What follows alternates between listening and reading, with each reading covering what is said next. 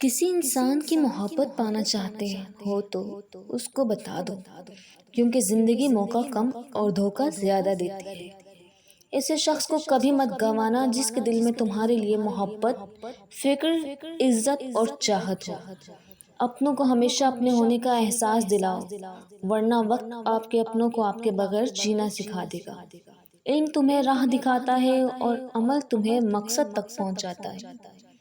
مجھے تعجب ہے اس شخص پہ جو اپنی برائیوں کو جانتا ہے لیکن جب اسے برا کہا جائے تو وہ ناراض ہو جاتا ہے۔ کسی کے برا کہہ دینے سے نہ ہم برے ہو جاتے ہیں نہ اچھے۔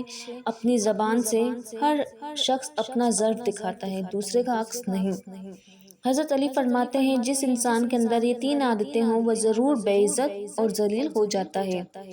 پہلی عادت، جو فضول خرچ کرتا ہو۔ پھر حضرت علی کہنے لگے میں نے اللہ پاک کے پیارے رسول حضرت محمد صلی اللہ علیہ وآلہ وسلم سے سنا ہے کہ فضول خرچ کرنا شیطان کی صفت ہے، اور دوسرا وہ شخص ہے جو جھوٹ بولتا ہے۔